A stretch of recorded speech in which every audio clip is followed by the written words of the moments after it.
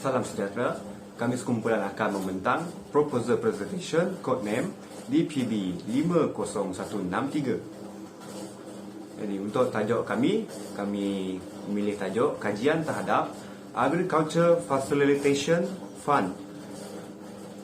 Ahli kumpulan kami adalah saya, Sim Kencai, dengan nombor pendaftaran 20 DPM 19F1010.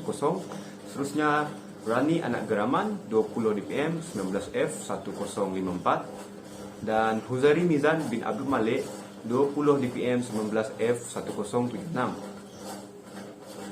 Saya akan memulakan dengan pengenalan.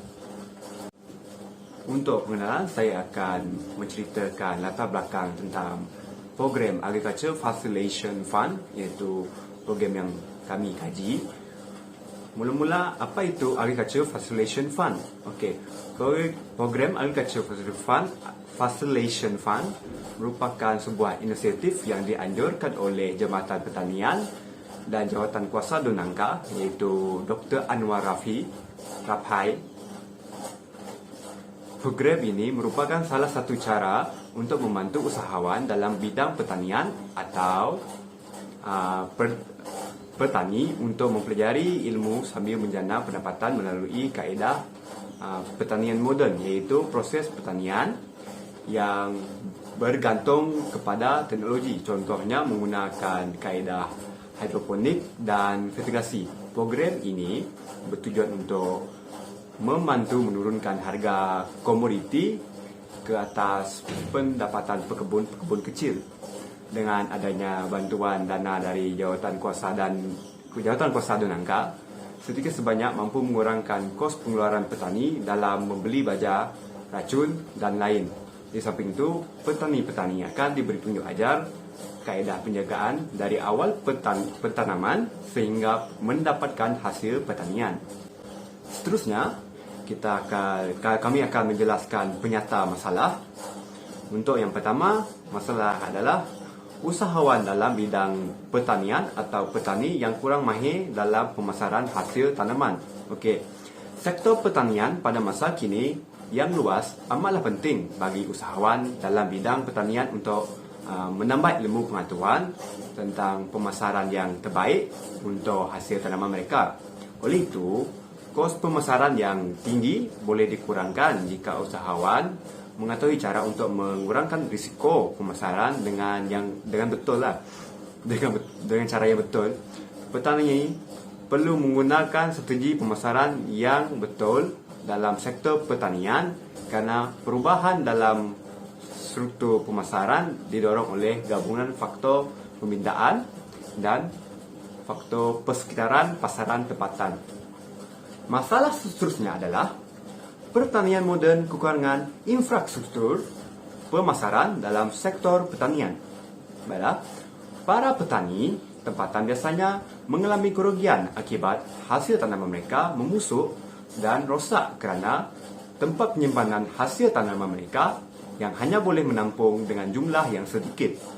Kekurangan infrastruktur, terutamanya di kawasan Dun Nangka, juga membawa kepada ketidakcekapan pemasaran yang melambatkan petani dalam memasarkan hasil tanaman mereka. Dalam industri pertanian, persaingan antara petani dalam pemasaran boleh ditingkatkan sekiranya lebih banyak pusat penyimpanan dan pemprosesan ditubuhkan untuk menampung hasil tanaman yang banyak. Malah, hal ini boleh meningkatkan produktiviti petani dalam kalangan petani moden di dalam kawasan Dun Nangka. Seterusnya, permasalahan yang ketiga adalah ekonomi usahawan dalam bidang pertanian yang terganggu semasa pandemik COVID-19. Seperti yang ramai tahu, pelbagai sektor terjejas sejak pandemik COVID-19 melanda di negara kita. Di dalam bidang pertanian, para petani mengalami kerugian akibat tidak dapat memasarkan hasil tanaman mereka kepada masyarakat setempat. Penularan pandemik COVID-19 sejak setahun yang lalu mengakibatkan berlakunya kerugian kepada petani kerana terdapat lambakan sayur-sayuran yang terpaksa dibuang disebabkan ketiadaan pembeli.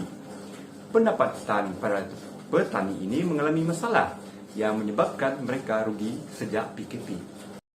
Salam sejahtera, nama saya Rani Anagraman, nomor pendaftaran 20 DPM 19F1054. Saya akan membentangkan objektif kajian kumpulan kami iaitu Program Agriculture Facilitation Fund. Objektif kajian adalah matlamat khusus yang mengandungi lebih daripada satu tujuan. Objektif kajian kami ialah mengenal pasti kaedah pemasaran barangan pertanian yang sesuai bagi peserta program Agriculture Facilitation Fund. Hal ini demikian untuk memudahkan para peserta.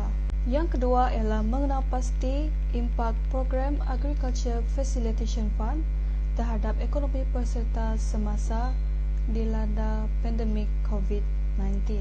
Sekian daripada saya. Seterusnya saya akan serahkan kepada pembentang yang ketiga iaitu Huzairi Mizan. Nama saya Huzairi Mizan bin Abdul Malik dengan nombor matrik 20 DPM 19F1076.